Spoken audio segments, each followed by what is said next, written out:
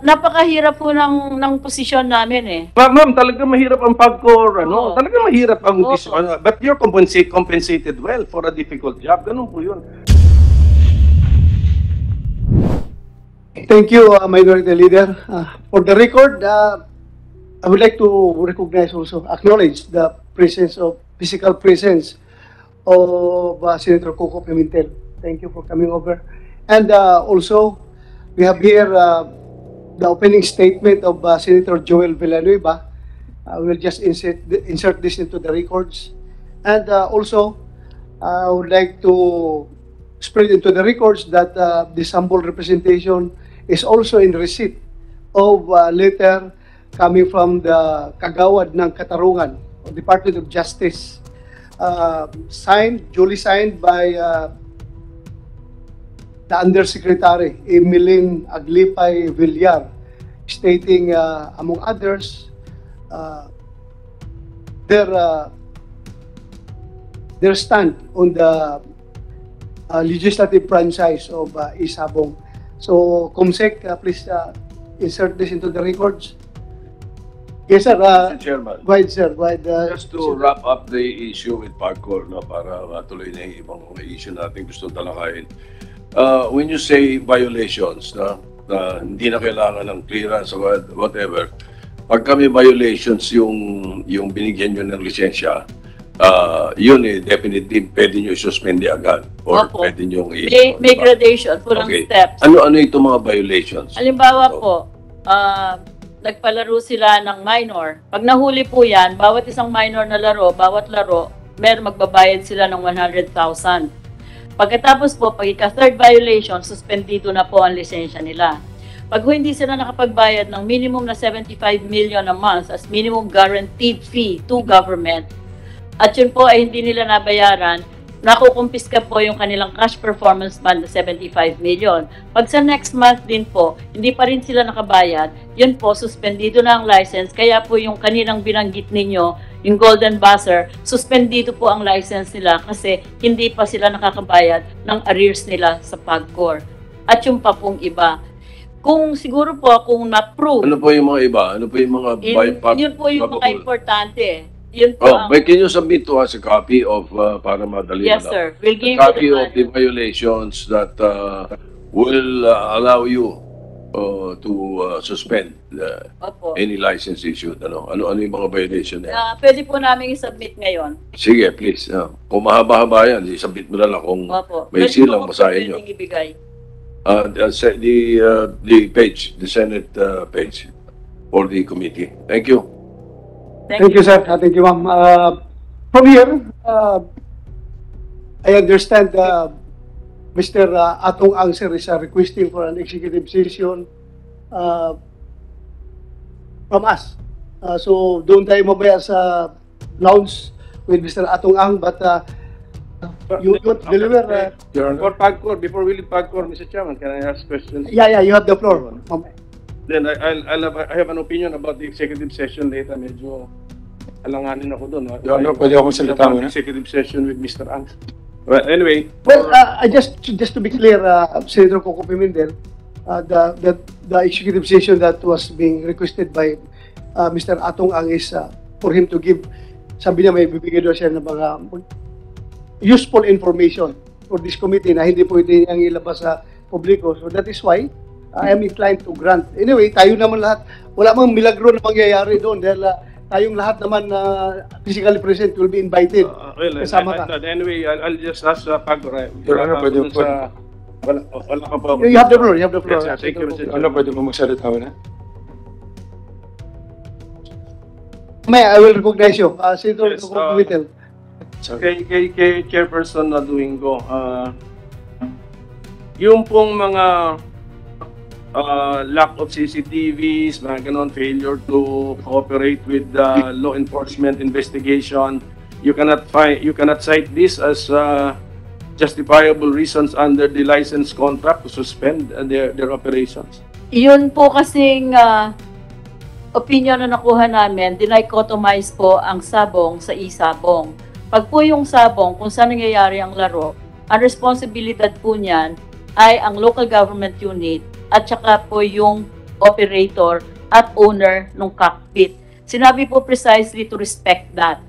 Kami po, yung streaming, talaga pong in-monitor namin yan kasi po yung mga electronic bets ang aming minomonitor. In fact, we have a group with our CMED who is doing nothing 24/7 but look into the different addresses that are supposed to be betting in the legally licensed sabong pero hindi kasama dun sa listahan namin na authorized.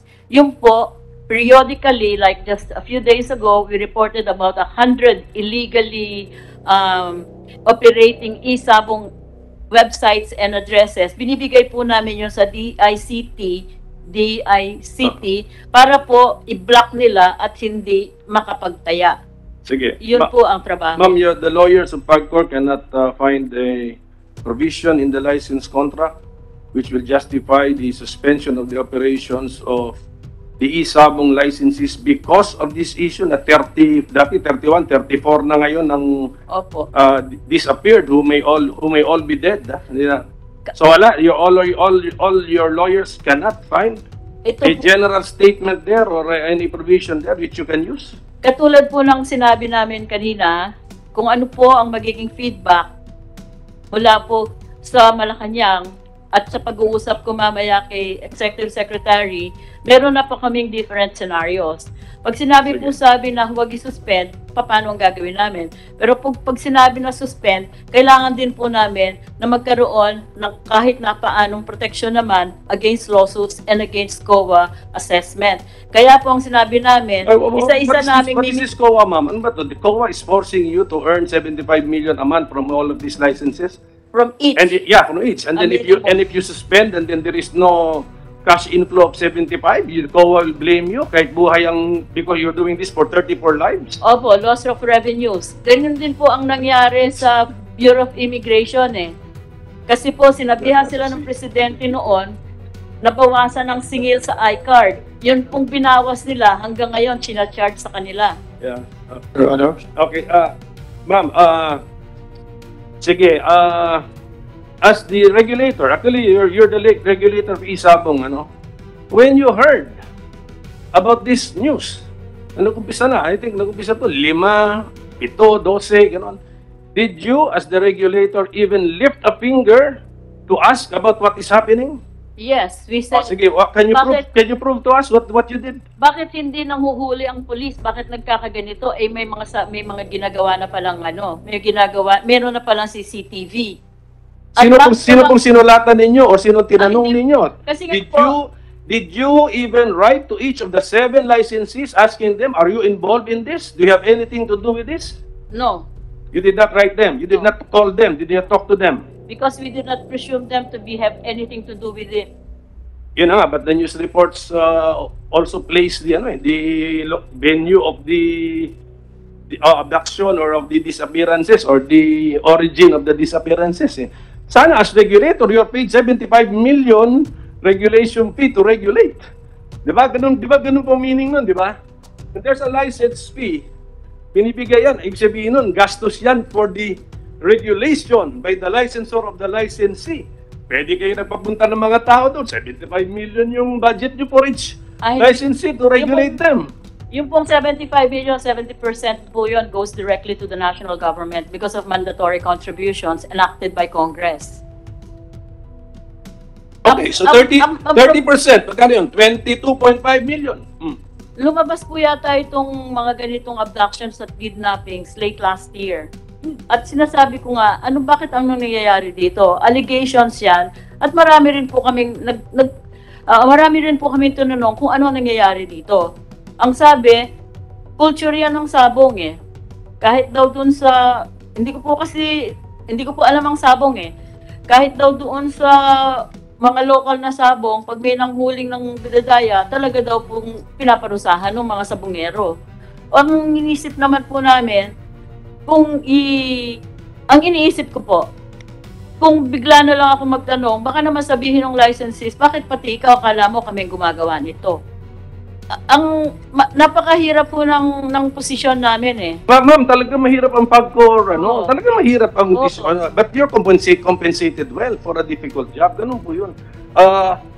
I can show you my Ma'am, ganito salaries. kasi, inassume na ng PAGCOR ang regulation ng isabong eh. So, that's it. That's part now of your job description. So, nangyari ang mga disappearances, mukhang konektado sa isabong, therefore bagsak siya sa jurisdiction ninyo, whether you like it or not, whether you know something about isabong or not.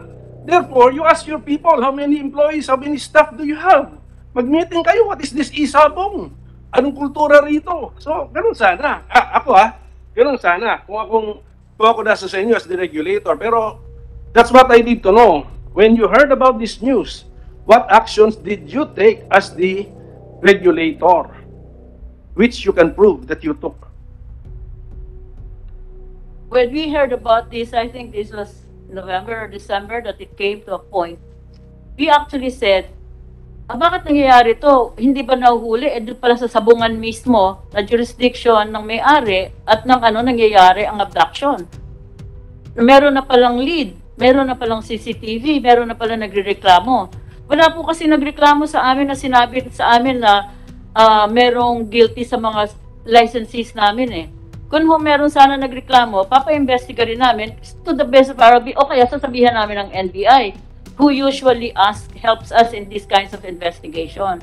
Wala po kami na-receive eh. It's too early to talk about guilt. Ang gusto ko lang sabihin, as regulator, there is bad news about the area of activity you are regulating. Ganon ba? So, ano ba ito? The people are disappearing, presumed to be dead, in relation to isabong. Isabong is being regulated by us. We only know of 7 licensees. Don't we ask the 7 licenses?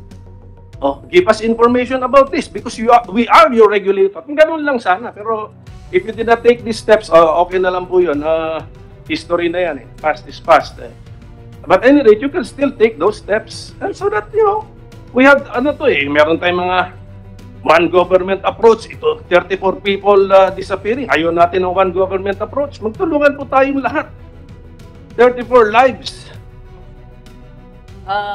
We will take your recommendation seriously and we will meet with the 7.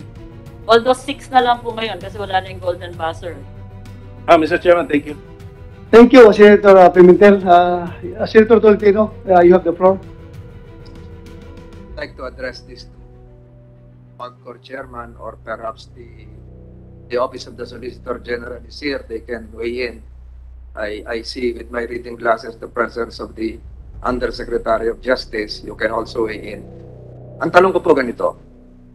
You saw an opening to license isabong. Nagtanong po kayo sa Office of the Solicitor General, nagtanong kayo sa Department of Justice, eventually nagtanong kayo sa Office of the Executive Secretary.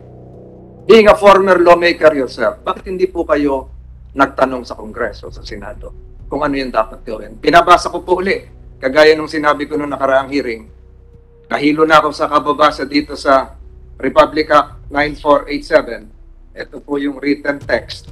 Wala naman po nakalagay dito na isabong. Bakit hindi po kayo lumapit sa Kongreso para humingi ng batas, isama yung isabong bilang amendment na Republic Act 9487? Ma'am. Sir, unang-una po, hindi po namin in-initiate ang mga pag-aas ng opinion na to. Kami po ay tinawag sa Office of the President at sinabihan po kami na nababahala ang Presidente na sa pangangailangan ng pondo para dito sa pandemya na maraming reports na nakakarating sa kanya na kung bakit bilyon-bilyon ang kita sa isabong pero walang nakukuhang benepisyo ang gobyerno. At dahil doon sa several meetings na yon, ang sabi po namin, meron na nga po kami sana tinanong sa OSG noong 2018 at sinabi naman nila na talagang pwede dahil sa charter namin, pwede kami sa online magbigay ng lisensya. Pero po dahil doon ay OSG, syempre po, mas binding ang DOJ, tinanong po namin sa Office of the President kung pwede kaming magtanong ulit sa DOJ. Kasi po, gusto namin talagang manigurado. Hindi po sa amin ang galing ang initiative na i-regulate ang isabong, kundi doon sa grave concern that it goes unabated, unregulated, and with no benefit to the government. So lumabas nga po yung DOJ opinion, at dahil doon sa DOJ opinion na yon, nag-issue sa Executive Secretary ng memorandum for the President sa amin na rin-recognize ang authority namin to regulate e-sabong, at nag-proceed po kami sa paggawa ng mga operations manual at saka mga standard operating procedures, at nagsimula na rin po kami tumanggap ng applications. Thank you, ma'am. Thank you, ma'am. Pero hawak ko dito yung letter ninyo, January 28, 2021, Annex B of your letter sent to me, that the first paragraph reads, and I quote, "This refers to your request for a legal opinion coming from the Department of Justice." So, Opo. lumapit po kayo, dumulog po kayo sa kagawaran ng katarungan. Ang tanong ko kanina, babalik ko ulit, bakit hindi po kayo dumulog sa Kongreso? Under sa executive branch po, dumulog po kami sa DOJ kasi nga po, sinabihan kami na kailangan ma-regulate ang e-sabong. Kahit po Siyempre alam niyo namang walang batas, bilang dati mambabatas, alam niyo sa Republic Act 9487, hindi naman po nakalagay yung e-sabong. And Department of Justice, you can butt in if you want.